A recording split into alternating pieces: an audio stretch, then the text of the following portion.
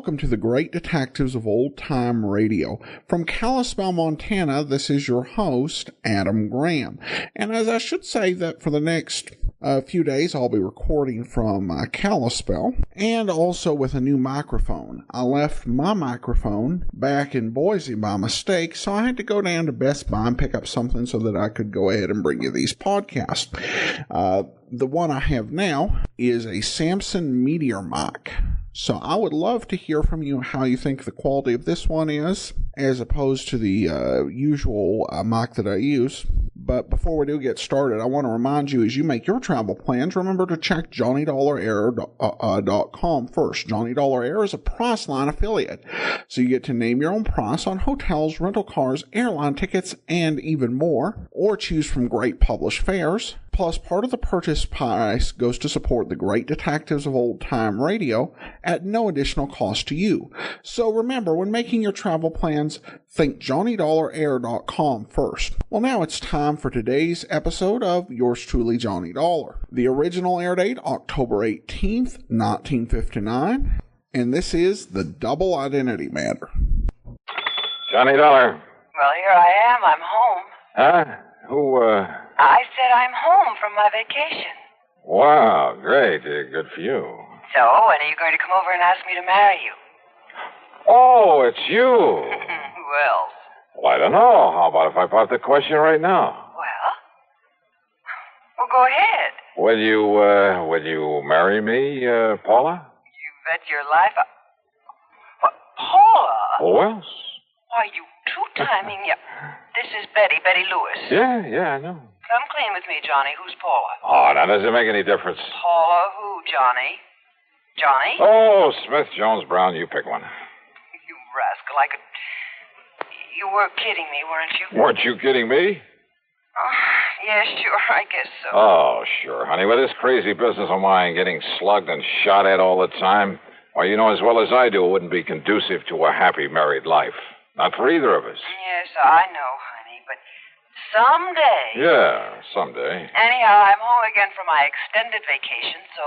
So, how about dinner and a show and a big night all around? I'd love it. Say 7 o'clock? Make it 6:30 and I'll have cocktails ready and waiting. Right here at 11325. Betty, my love, it's a deal. Good. I'll see you in exactly 7 hours and 31 minutes. On the nose. Bye, honey. Yeah. Well, let's see now. Yeah, honey. Huh? Don't give me that honey stuff. This is Randy Singer. Randy, how's the old New York Police Department these days? Johnny, I gotta see you. Okay, I'll run on down there first thing in the morning. No, I mean now, right now. Oh, well, now, look, Randy, I got a date tonight, important one. And I gotta go out of town with the chief on a murder case, leaving in a couple of hours. Maybe gone a week, maybe longer, so grab a train, will you? Well, if I could be sure of getting back here by early this evening. Back there in Hartford is where you should be, as quickly as possible. Huh? After I've talked to you. So if this timetable I have means anything, you can grab a train in about 20 minutes. Well, now listen, Randy, I'll have the boys in the prowl car pick you up at Grand Central Station. Listen, will you? Grab your hat and come on. See you, Johnny. Randy!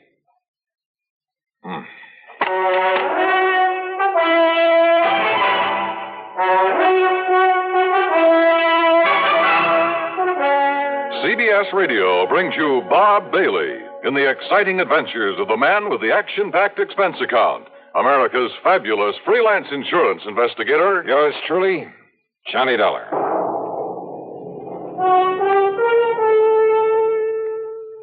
And now, Act One of yours truly, Johnny Dollar.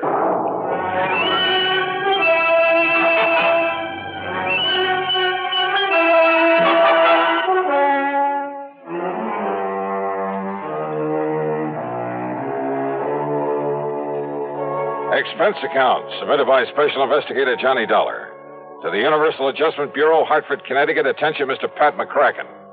Following is an account of expenses incurred during my investigation of the double identity matter. Pat, you have an assignment to this case, but it does concern some of the insurance companies that Universal Adjustment Bureau services. And if there's any question about reimbursing me for whatever charges I may run up, well, read on. Expense account item 1, $4.95, taxi to the station and a train down to New York.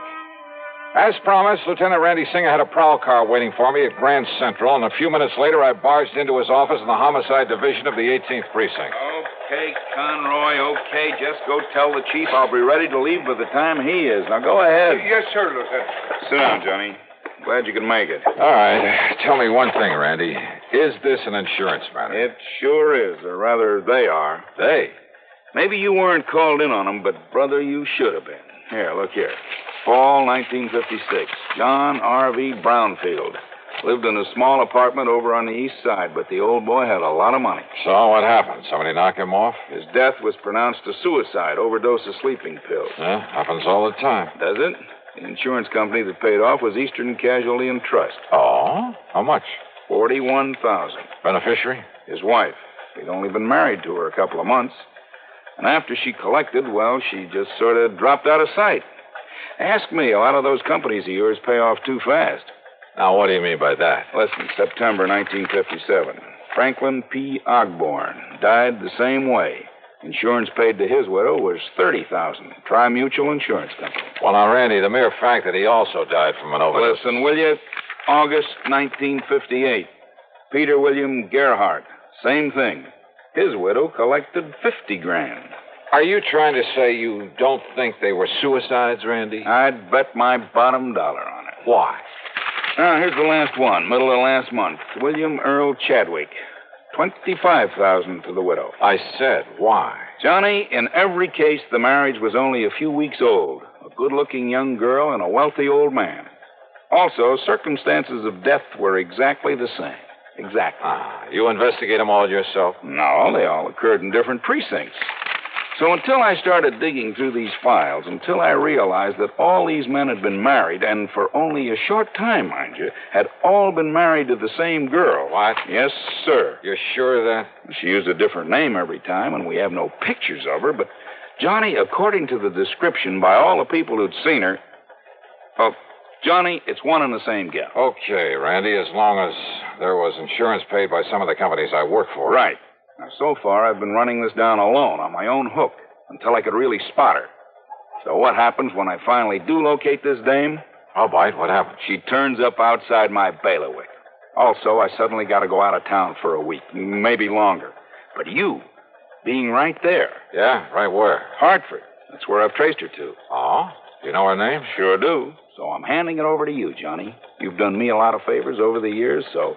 Well, maybe you can collect yourself a nice commission. Oh, what is her name, Randy? She lives at 11325 East Maple Drive. 11325. That's right, and she goes by the name of Lewis. What? Yep, Betty Lewis. What's the matter, Johnny?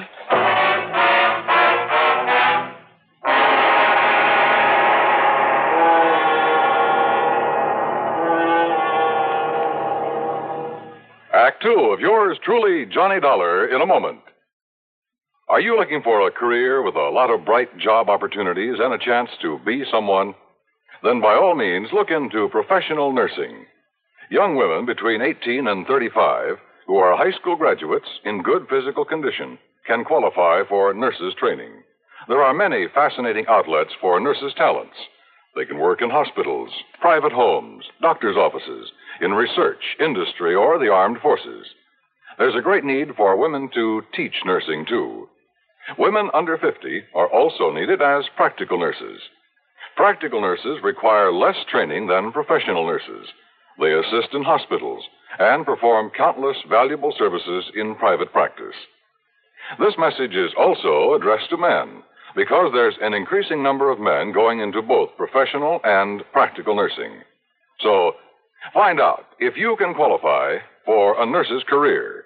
Inquire at your nearest hospital or inquire at your nearest school of nursing. And now, Act Two of yours truly, Johnny Dollar and the Double Identity Matter.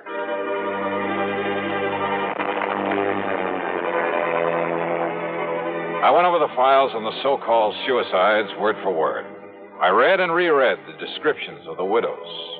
They all were the same. No question about it, the same girl had been married to each of the four victims, had been married to each of them only a very short time. Then after death, from an apparent overdose of sleeping pills, she had collected the insurance and quietly dropped out of sight.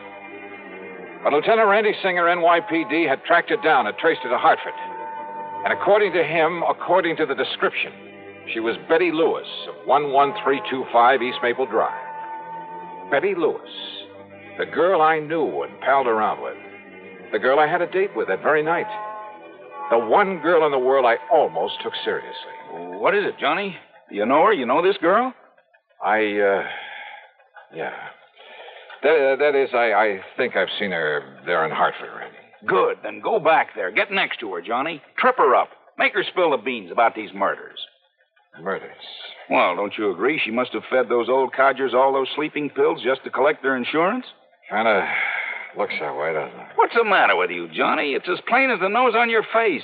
And boy, how those descriptions of her all tie together. Yeah. Height, weight, build, complexion, eyes, everything. Of course, she dyed her hair differently a couple of times. Blonde. When she married her last victim, she was a redhead. What'd you say? She's a blonde? She's a blonde now? Randy. Yeah? How'd you get onto her? It's a long story, Johnny, but somewhere along the line, I got suspicious about those sleeping pills. They were all the same, a special prescription. Are you listening to me, Johnny? Yeah, I'm listening. Well, then I found out that not one of those old men had been given a prescription for them. So to make a long story short, I finally ran down a kid working in a drugstore who'd been getting him to her. I see. But instead of nabbing him, that would have spread the alarm, you see. Johnny, I got real lucky. In the trash barrel where the kid lives, I found some letters for her, all written within the last month, telling him to start making some more of the stuff for her. In other words, Johnny, as soon as she can trick some other guy into wedding bells, somebody up there in Hartford. But if you can grab her first, pin those 4 murders on her. Huh? Hey, Lieutenant. Yeah, Conroy, what do you want? That newspaper reporter that was here to see you. Oh, what newspaper reporter? I told him you was tied up with Johnny Dollar on that suicide run. You what? Well, I seen them files there on your desk. Conroy, you dope. When the chief and I get back from this trip, Oh, that's another thing, Lieutenant. Huh? The chief said if you don't want to start pounding a beat again, well, you see, he's been waiting out front for you for about 5 minutes. Conroy, you crazy? Why did you say so? Tell him I'm coming. I'm coming right away. Yes, sir. I'll tell you. Johnny, will you take it from here? Down. Sure, Randy. Attaboy. It's truly Johnny Dollar in a moment. Meet star Stuart Irwin. Nothing's worse for an actor than a nasty cold. To feel better quickly, I take wonderful 4-way cold tablets, a fast way to relieve cold distress. Right. Tests of all the leading cold tablets proved 4-way fastest acting. 4-way starts in minutes to relieve muscular pains, headache, reduce fever, calm upset stomach, also overcomes irregularity. Take my advice. For your next cold, take 4-way cold tablets, the fast way to relieve those cold miseries. 4-way, only 29 cents. And now here's a word about another fine product of Grove Laboratories. To get rid of embarrassing dandruff in 3 minutes, change to Fitch Dandruff Remover Shampoo. 3 minutes with Fitch regularly is guaranteed to keep unsightly dandruff away forever. Apply Fitch before wetting hair, rub in 1 minute. Add water, lather 1 minute. Then rinse 1 minute. Every trace of dandruff goes down the drain. 3 minutes with Fitch and embarrassing dandruff's gone. At the same time, Fitch can brighten hair up to 35%. Get Fitch Dandruff Remover Shampoo today. And now, Act 3 of yours truly, Johnny Dollar. Hi, Johnny. Betty, what are you...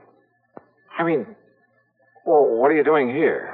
Hey, don't I even get a kiss after being away for a solid month? Betty, tell me. And don't you think I'm the one who's entitled to ask the questions? After all, honey, you stood me up. Or did you completely forget about our date for this evening? Listen, will you? Much as I hate to admit it, I guess maybe you were right, darling. Yeah? About what? No decent kind of a married life, that sort of thing. You wore out on some case, I suppose. Yeah. But you know something? I'm just not going to give up on you, Johnny Dollar. One of these days... Yeah, Betty. Now, listen. Well, what is it, Johnny? What's the matter? How did you get in here, Betty? Well, when you didn't come for me as you promised, and when you didn't answer the telephone, well, I was afraid something terrible might have happened to you, so I drove on over here to see you. The door was wide open, so I just came on in. I started looking around for you in the den and the bedroom, and then... Well, that's when you came in. Betty, your vacation. Well, it's about time you asked me about that. I missed you while I was away, honey. A whole long month. Where did you go? You didn't get all those pretty postcards I sent you? From the Poconos and Atlantic City and New York? New York. How long in New York? Oh, a couple of days going and a couple of days coming back. That's all? Of course it is. Johnny, whatever's the matter with you?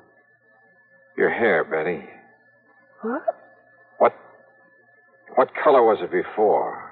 Well, I like that. What color? Tell me. You mean to say you think I'd dye or bleach it or something? You know very well that I... Johnny, what's come over you? My desk there. Well, yes, I wondered about that, darling. I hope you're not always that sloppy, leaving things scattered around that way. All right, Betty, listen. And do you always leave that window to the fire escape open when you go out? That window? To say nothing of leaving the front door open, too. Hey, Betty, look. Look, it's been jimmied open. See the marks here. Well? Yeah, see, look. Here, where it was pried open. See there?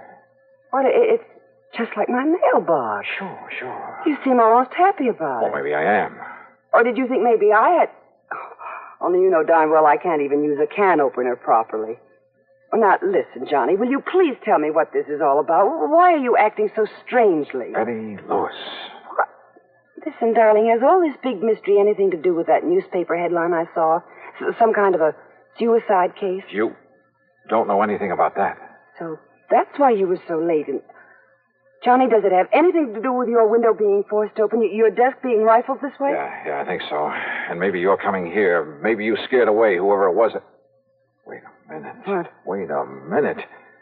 Did you say that your mailbox out at your little house, did you say that thing had been forced open, too? While I was away. I don't know whether anything was taken because I don't usually get much mail, but the tiny lock on it was broken. You came back yesterday. Late last night. And then today, well, you see, the mail's always delivered during the day while I'm at the office. What time, Betty? Oh, I don't know. 10, 11 o'clock in the morning, I think. So what happened today? Well, you know that rain, that drizzle we had this morning? Yeah, go on. Well, I got back from the office and went out to see if there was any mail. Now, you love mysteries, Johnny, so maybe you can solve this. Go on, Betty, go on. All right. Well, there in the mud around the mailbox were the marks from those big clodhoppers the mailman always wears. Well? And right on top of them were some other footprints. High heels, Johnny. Of course. The shoes must have been almost exactly the same size as mine. So, do you suppose maybe somebody else, some woman, has been using my mailbox and my address while I was away? You bet I do. Betty Lewis. What? 10 or 11 o'clock, you said. Oh, you mean the mailman? That's exactly what I mean. Now, listen. I want a key to your house. Oh. Will you marry me? I'm serious, Betty, and tomorrow morning you go to the office as usual. Don't you mean if I feel up to it after we finish celebrating my homecoming tonight? That party's going to be tomorrow night. Tomorrow? Because I have a sneaking suspicion that by then we're going to have something to really celebrate. Oh, like what, dear? The solution of 4 murders. Oh, Johnny. Shortly after Betty left for the office the next morning, I established myself in a little house on East Maple Drive. I parked myself behind the filmy curtains at one of the front windows. Then I waited. At 10:31, the mailman walked up. In addition to a couple of letters, he left a small package in the mailbox. It didn't take much to guess what was in it. I waited some more. An hour and a half. Did whoever that package was intended for, and I was sure it wasn't Betty, did they know the mailbox was being watched? After all, they knew from the newspapers that I was on the case. But unless they appeared to collect this package, I had no case. Then it suddenly occurred to me the important thing was to be sure of having that package myself as evidence. So after making sure the street was clear both ways, I slipped out the front door, walked casually out to the mailbox.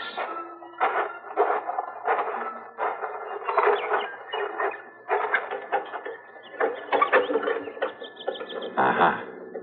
Miss Betty Lewis, 11/3/20. Huh?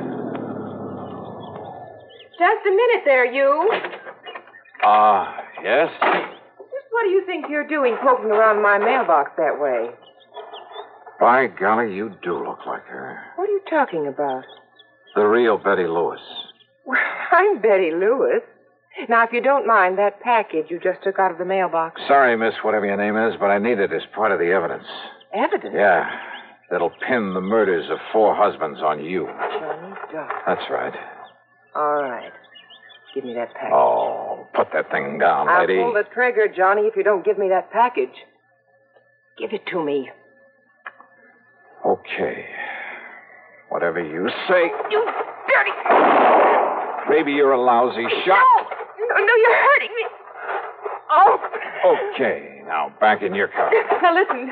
Johnny, listen. Get in. Listen, Johnny, I'll make a deal with you. And you're driving, lady. Right straight to police headquarters.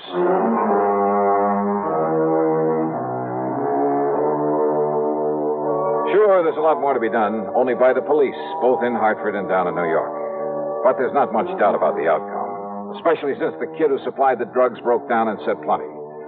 The insurance companies, well, the money she had left can be prorated among them, and that'll be that. My problem, of course, will be explaining things to Betty. But you know something? That may have its pleasant aspects, too. So expense account total, well, call it $20. Provided there's also a fee on this one. Yours truly, Johnny Dollar.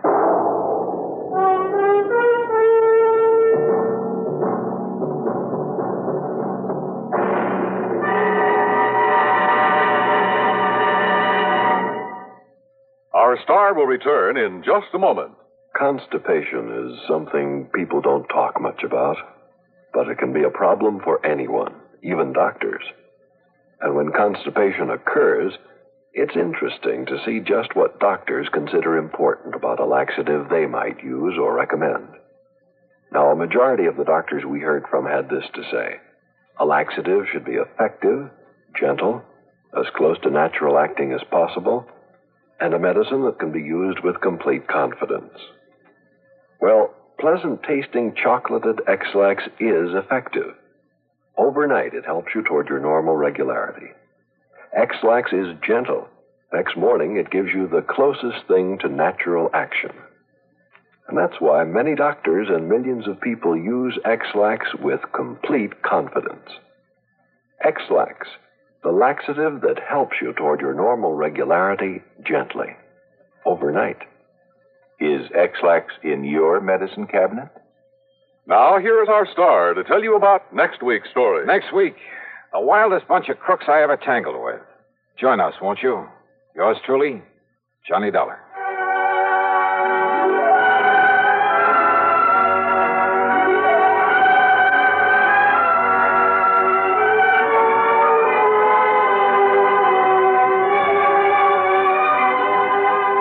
Yours truly, Johnny Dollar, starring Bob Bailey, originates in Hollywood and is written, produced, and directed by Jack Johnstone. Heard in our cast were Joan Banks, Lillian Baeff, Herb Vigran, and G. Stanley Jones. Be sure to join us next week, same time and station, for another exciting story of yours truly, Johnny Dollar. This is Dan Cubberly speaking.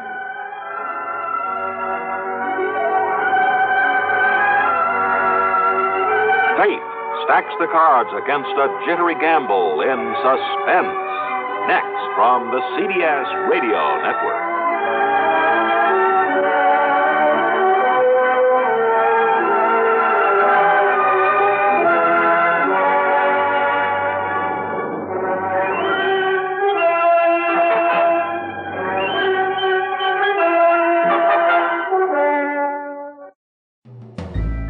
This is Andrea J. Graham, author of the Web Surfer series, oh, and of Madam's Wife.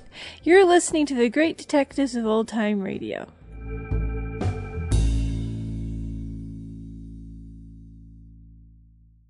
Welcome back. A very good premise. The idea that someone who Johnny knows, who we've actually met, as opposed to these friends of Johnny who, although they're his friends, we've never seen them, have no familiarity with them. Having someone who's been on the show actually suspected of a serious crime makes sense. It also kind of makes sense given Betty's extravagant lifestyle. They've never really stated what it is that she does in this office, but she took one heck of a vacation. Well, I always would hope that Betty would be found not guilty. I really think this story could have used a little bit more time to be developed, as her exoneration and the capture of the real criminal both seem to happen a little bit too quickly for my taste. All right, well, that will actually do it for today. Join us back here tomorrow for Dragnet, and next Friday, another episode of Yours Truly, Johnny Dollar. But from Kalispell, Montana, this is your host, Adam Graham, signing off.